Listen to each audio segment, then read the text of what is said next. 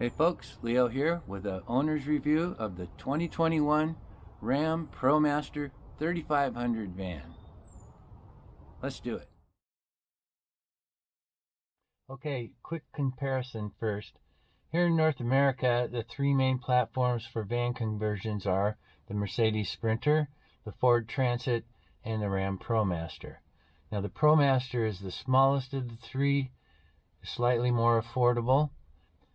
The longest Sprinter is 24 feet, the longest Transit is 22.5 feet, and the longest Promaster is 21 feet. At 21 feet, you can fit into most standard parking spots, not compact spot, but you're not going to do that with a 24-foot. The Promaster is also a little shorter in height, and there's an important reason for that. The Sprinter and the Transit are both rear-wheel drive vehicles.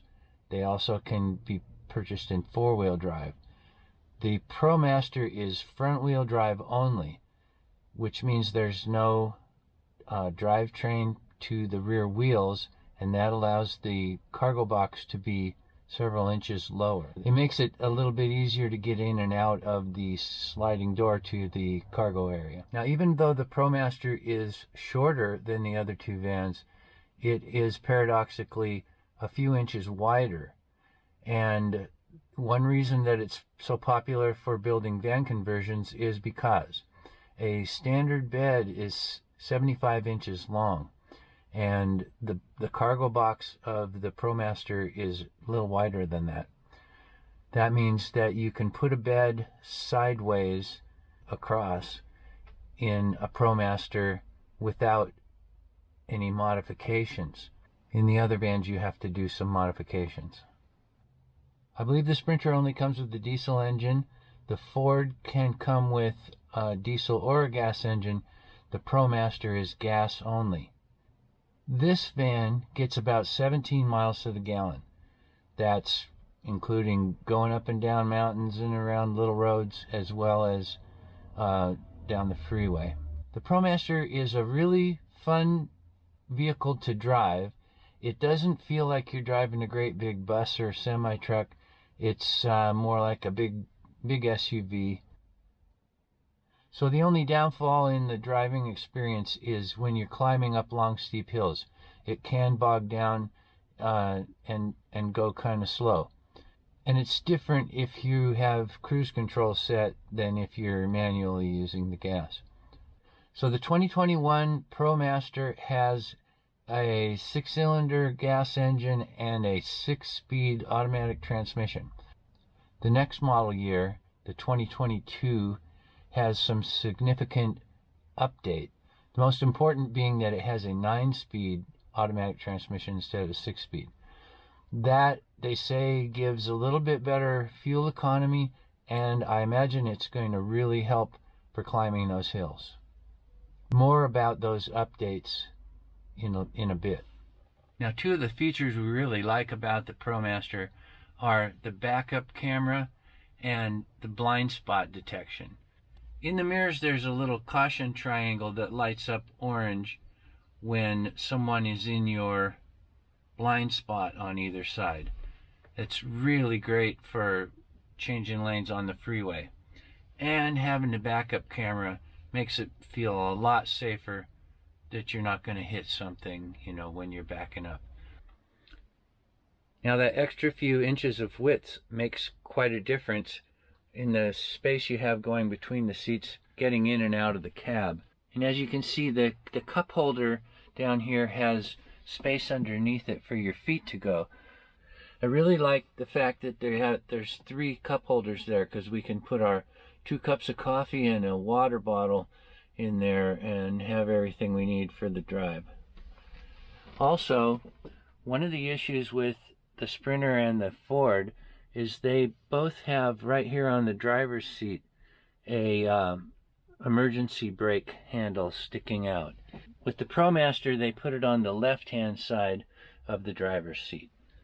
The controls on the steering wheel make it real easy to answer the phone or hang it up, change the volume of the stereo, or mute it. And then you also have controls for your cruise control and stuff. Okay, now a few of the things that we dislike about this ProMaster, and there aren't too many of them, but there are a few. Starting with the handle on the sliding door latch. As you can see, it takes a little bit of effort to open the door, and this is the actual handle right here. It's really small and it doesn't give enough leverage, so I actually drilled a hole and bolted on a bigger handle on here.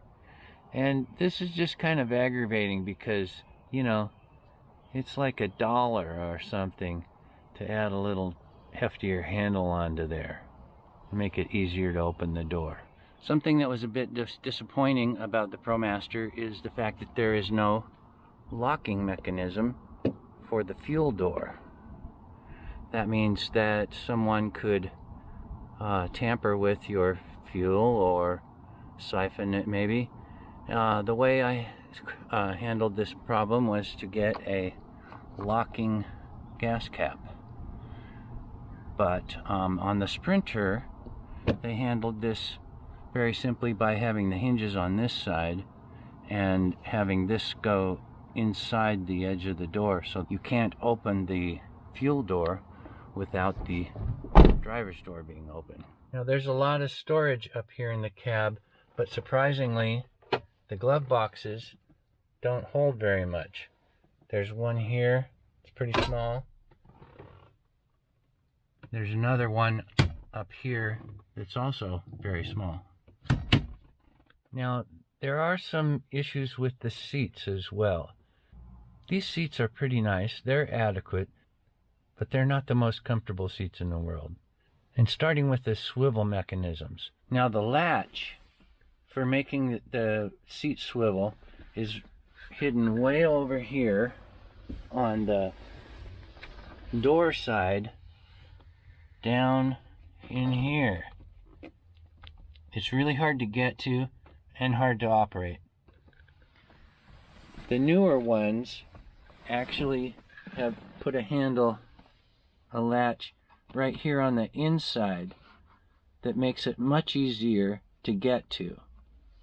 These seats are also just a tiny bit too high, and those swivel mechanisms are part of the reason. The swivels add about 1 inch of space between the seat and the base, and that might be just enough to make them slightly less comfortable. So here's the seat swiveled around, and you can see on the side here the mechanisms for making it move around. Those little lever things make it go up and down and tilt forward and back the seat, and then you have this great big knob that turns to make the back of the seat go tilt back and forward, and then there's this other little knob for the lumbar support. Now the lumbar support doesn't work very well. It's sort of in the wrong place, so I tend not to use that. But this big knob here, this thing is really kind of difficult to turn. Now most cars have a lever there. You just pull the lever and you push back on the seat or let it come up, and it locks into place when you let it go. I don't know why they made these adjustments so hard and manual the way they are. So anyway, if there was one area that a person would want to spend money to upgrade, the seats and the swivels would be an area that might be worth an upgrade. So one of the biggest learning curves about driving this van was getting used to this infotainment center and trying to figure out the best way to play music. Now there's a radio, AM/FM radio of course, and there's satellite radio if you choose to pay for that, which we don't. And then there's Android Auto or Apple CarPlay. Now we were used to having CD players in our cars, And not only does this unit not have a CD player, there's not an open bay anywhere that you could add one even if you wanted to. The specific problem has been how to play our own music. You can put a USB stick in the port over here, the data port, USB port, and it'll play those. But to be able to use the navigation and play music at the same time, you need to be in Android Auto. And it works just fine for doing Google Maps, for navigation, and they make it real easy to play Spotify streaming. But as far as playing your own files, MP3 files, the music app in Android is not Android Auto enabled. So I had to resort to installing a third-party application, and I went with VLC Media Player, which is a well-known media player on other platforms, and it's open source, and it seems to have solved the problem just fine.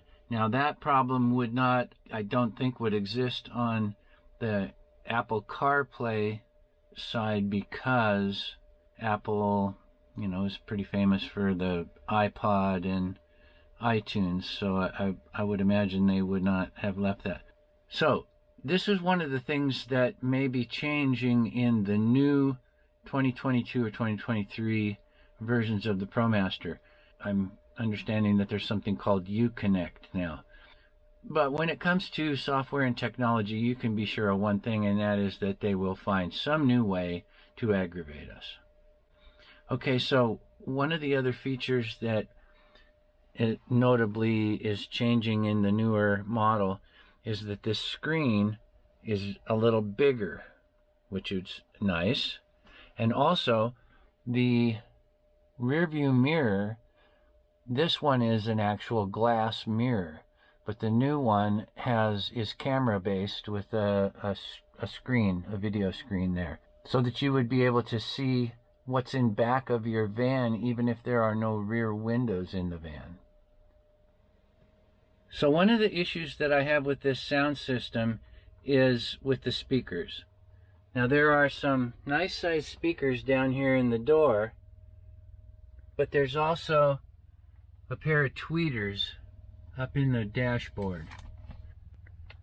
Now these tweeters are right up in your face, and the sound reflects off all this glass, whereas the large speakers are down by your ankles, and the sound is absorbed by all the upholstery and people's clothing.